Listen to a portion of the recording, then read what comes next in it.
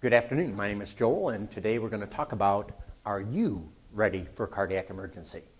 Obviously, when we deal with talking about a cardiac emergency, we're talking about your heart. And if your heart has an emergency, the biggest concern we have is, oh my gosh, their heart's no longer pumping blood. But before we start talking about the bad things about a heart, let's first of all make sure we understand how your heart works normally when it's healthy. What makes your heart tick? And it's actually an electrical event that starts everything out. That's important to remember, that it's electricity that actually gets your heart going to begin with. And that electrical event is what stimulates the mechanical event. That's the pumping of the heart. And when the heart's pumping sufficiently, then you will be breathing, you will look normal, you will be alive.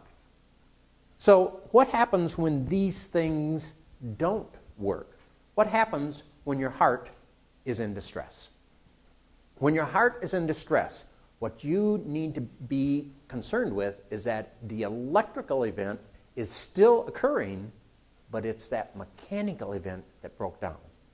The heart is not pumping blood regularly, but there's still an electrical event occurring within your body. And because the heart's no longer pumping, that's where you're going to get a very fast rhythm called ventriculation. You're going to not have blood being circulated. The person will no longer be breathing, and in fact, the person will certainly look like they're dead. So what do we do? What steps do we take so that we can help a person in that event? The cardiac chain of survival is very important for us to understand. It has 4 simple steps. And notice it's called a chain of survival. By chain, our definition is they're all hooked together. And if you break one link of the chain's not a whole lot of good. The first link is early access. Certainly, if you don't see that someone's having a problem, you can't do anything to help them. The second link is early CPR. We used to say that early CPR should be started within the first few minutes. We have now changed that. You should be able to start early CPR within the first 15 seconds of the time you arrive on the scene.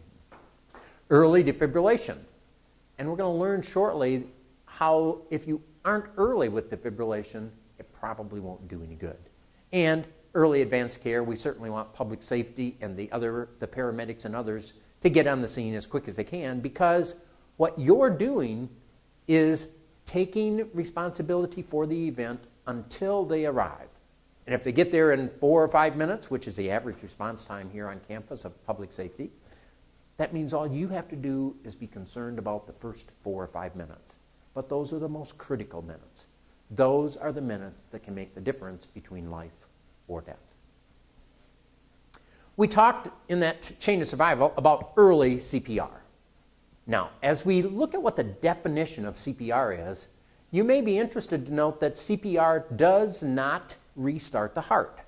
The R, or resuscitation, is not effective. All that CPR does is circulate blood that contains oxygen throughout the body. It does not restart the heart. And in fact, the studies tell us if all you're doing is CPR on a victim, your chances of having them revive are less than 5%. But the reason we have changed the beginning of CPR from the first few minutes to the first 15 seconds is that we understand the importance of circulating that blood as soon as possible. So we're going to be starting CPR within the first 15 seconds. We're going to be skipping a whole lot of steps that we used to do because we know we need to pump the blood, which means do compressions within the first 15 seconds. If the heart is already fibrillating, CPR will not stop the fibrillation. We know that. But we do also know, on the second point there, that the quicker you begin CPR, the more likely you are to keep the heart fibrillating for a longer period of time. And that's an important concept in being able to use the AED. So what do we mean by early defibrillation? Early defibrillation, to be the most successful, the shock should be given within 3 to 4 minutes of the time the person has first noticed those symptoms and has collapsed. What that means is, during that time period, you have to do a lot of things. You have to make sure 911 is called and that the campus police are on their way. You have to make sure that if there's an AED, you send somebody to go get it. You have to make sure that you are beginning CPR, you're beginning compressions within the first few seconds after they collapse. And you're going to continue that process until the AED gets there. The AED, when it arrives, doesn't just automatically shock the heart. It takes time to get it ready. You have to open it up. You have to turn it on. You have to make the chest bare. You have to dry the chest. You have to get the pads out. You have to put the pads on. It all takes time to do that. And the key is 3 to 4 minutes after the time they collapse until the time the shock is given is the guidelines that you want to be in if you want to provide up to an 80% chance of survival for the victim. So that's the difference that an early defibrillation can have. It can up their chances of survival from 5% to 80%. When we look at defibrillation, let's make sure that we understand what that word means. In our English language, sometimes it's a little confusing. So if I'm looking at this person and I am asking this machine to defibrillate this person's heart, what do you think the heart has to be doing for this machine to be successful at defibrillating? Obviously, it has to be fibrillating. If the heart's not fibrillating, this machine cannot defibrillate it. So let's take a look at a heart, some different kinds of hearts. You have a heart that's doing this. Obviously, it's pumping. That's good. I think all of your hearts are doing that right now. It's not fibrillating, it's pumping. And so if you ask this device to defibrillate this heart, the device will tell you, no, I won't do it. It can only work if the heart is fibrillating, which takes a lot of scariness out of using this machine, because if you make a mistake and put it on somebody whose heart is beating, it won't let you do anything. Then let's look at the other extreme. Your heart has done this. Your heart has stopped. It's obviously not fibrillating. It has stopped. And when you ask this machine to defibrillate this heart, it will give you the same answer. No, I can't do it. Remember, this machine can only work if the heart is fibrillating. And fibrillation occurs after the heart stops pumping, before the heart stops. Fibrillation occurs in between those. And it's a very rapid, irregular rhythm that is not pumping blood. And because it's not pumping blood, this person is going to be not responsive, not breathing, and look like they're dead. Now, how can you tell the difference between this heart, which is not pumping blood, and this heart, which is not pumping blood? You can't tell the difference, but this machine can. And if this machine says, I'm going to give a shock, get ready to push the button, you are guaranteed, 100% guaranteed, that that person's heart is fibrillating, and the only chance they have is to push the button to have it defibrillate the heart. That's how the process works. But it's important to remember that you can't do one without the other. Remember the cardiac chain of survival? Early CPR was hooked up to early defibrillation. They were linked together there. You can't just say, well, I've got a defibrillator, therefore I don't need to do CPR. Or the converse of that, I know how to do CPR, therefore a defibrillator isn't any good. If you want to give that person an 80% chance, you have to do early CPR and early defibrillation. You have a couple of these located in the building. One's right outside the student lounge here on the first floor. What are the chances of somebody collapsing right there by the defibrillator? Murphy's Law tells us it's probably not going to happen. In fact, if any of you feel like, oh man, my heart's not doing good, I'm a little worried about it today, go sit down by this student lounge and your heart will be fine because you're too close to the defibrillator. Almost every time that someone needs this device, they have to go get it.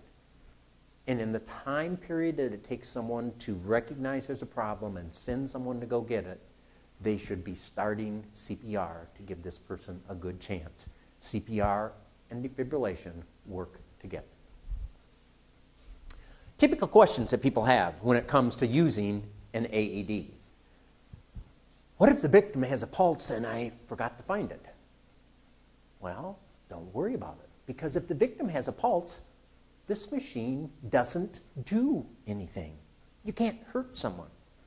Well, what about legal liability? You know, we live in a society now where people will sue me for any number of things. And what if I use the machine and it doesn't work and the person dies? If you use the machine, that means that person's heart was not pumping blood. It means that they were not breathing. It means that they were dead. And in our English language, there is no such word as deader or deadest. It is dead. And if you use this machine and it does give a shock, you know the person's heart is fibrillating and they're dead, and you can't make them deader. And the Good Samaritan law acknowledges that and says, anyone who uses this machine cannot be held liable regardless of what happens in the process of using it. You can't hurt the person by using a defibrillator. If the defibrillator is going to work, the person's heart is not pumping blood, they are dead, and there is no way in the world that you can make them any worse than what they already are. The machine is one of the safest medical tools that we have out there, which is why you see them throughout campus. There are now over 250 units throughout campus in many different buildings. Just about all of the buildings that you go in, there will be someplace around an AED that will make it easy for use until public safety arrives on the scene. So, how do we use it? What's it sound like? Where do we find them? And what do we have to do? Well, in this building, as I said, you have two AEDs. One is on the first floor, one is on the third floor. If you're on the second or the fourth floor, it's going to be a little extra running for someone to go get it, but that's okay, because while they're running, you can still do CPR. What should the person be looking like before I consider having somebody run to get the machine? Number one, they should be not responsive. If someone is sitting in a chair and complaining about their heart, oh my heart, I got chest pains or arm pains, don't worry about the AED because they're very conscious. Their heart is beating and it won't do anything. You only worry about getting the AED when the person is not responsive. And we check for responsiveness simply by tapping, hey, hey, hey, and yelling at them. If we don't get a response, and please make sure that you understand what a response means. The best response we could have is a person moaning and groaning and talking to us. Well, yeah, that's kind of nice. But other responses could be a blink of the eyes, a twitch of the shoulders. Please, when you're tapping them, when you're looking for a response, look at them, not around, hey, hey, hey, are you okay, to see who else is there. You need to look at them to see if they're responding to your taps. If they're not, you need to check for breathing, and the check for breathing has been changed. We no longer do the look, listen, and feel. To check for breathing, we simply look at the chest, and we hope that we see some movement of the chest. If they are breathing normally, the chest will be moving regularly. If you don't see that, it's time to yell for help, tell somebody to call 911, and get the AED, and then you need to begin compressions. Compressions are easy. The whole purpose of compressions is to circulate the blood. So between the armpits, put your hand on the breastbone, your other hand on top, and just push for all you're worth. And push as fast as you can, making sure that you come back up after each compression. Don't push like this, because that's imitating fibrillation. We want to make sure that each heartbeat is distinct. And eventually depending on how fast the person runs, they will come back with the AED. Now, one of the rules about doing compressions is this. Once you start compressions, you should never stop compressions for any longer than 10 seconds. So when they get there with the AED, what do you think you should do? Obviously, if I can't stop for any longer than 10 seconds, I better keep pushing while they get the AED ready. And when they open it up, you will see that the most obvious thing for them to do is to pull the handle. Be sure emergency medical services have been called. Make sure they called 911. By removing all clothing from the patient's chest. Cut clothing if needed. And for your convenience, right up in the top of your AED is a pair of scissors. Now, what should I be doing while the other person is cutting off the clothing? Doing compressions. Well, isn't it a little hard to cut the shirt off? They don't have to cut right up the center. They can cut all the way around. And once they get it all cut, pause for a moment, pull back the shirt, and go right back to compressions, all in less than 10 seconds. While I'm doing CPR, while I'm doing compressions, the only thing we really worry about anymore is water on the chest. The person's probably been sweating. This is going to give an electrical shock. What does electricity and water do? Well, we really don't like to see them combined together. And if you put the pads on and there is sweat on the chest and it gives a shock, you will see the sparks go right across the top of the chest following the river of water. So make sure that you take time to open up the pouch that's with your AED and dry off the chest so that there's no sweat involved. And then go right back to compressions while the other person tries to figure out where the pads are. Now, what is this machine doing while I've been talking? Obviously, it's been repeating itself. It won't go ahead of where you are. It's not going to give you a direction and then give you the next direction and then the next direction. It waits until you've done what it said before it moves forward in its direction giving. It knows I took this out. Now it tells me to look at the pictures. And you'll notice that all pads have pictures on them that tell you where they should go. It said to peel the pad off the yellow plastic lining and place it where it shows on the picture. Once we get the first one off, we need to remove the second pad. Again, peeling it off the liner and placing it where it shows in the picture. As soon as you get the pads on, it knows that, and it goes to the next step. And it said, don't touch them. Obviously, if this is going to give an electric charge, I don't really want to touch it. And if it tells us to give a shock, we are guaranteed the heart is fibrillating. How quickly do I want to push that shock? Early defibrillation meant right away. Shock delivered. And now listen to what it says. It is safe to touch the patient. Begin CPR. For help with CPR, Begin CPR. Without hesitation, begin CPR. And if you want some help because your CPR skills might be a little rusty, push the blue button. Place the heel of one hand in the center of the chest between the nipples. Place your other hand on top of the first. Push the chest down firmly 2 inches. Keep time with the beat. And we know that with the new guidelines, we are going to give 30 compressions and 2 breaths. And what do we use to give breaths? In your pouch is a face shield.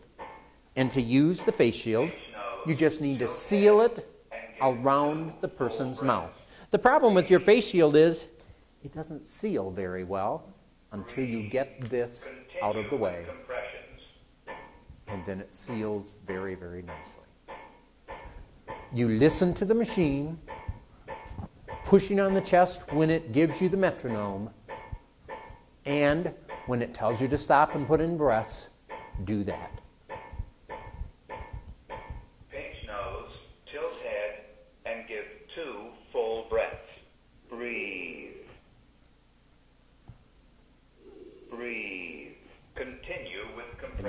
right back to compression. Two things you never do. You never take the pads off.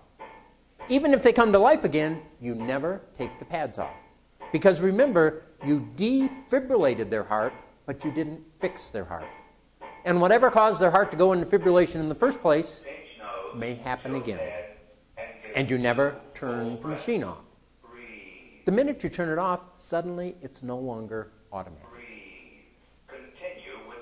You continue this process, and when the AED wants you to stop, it will clearly tell you, stop CPR.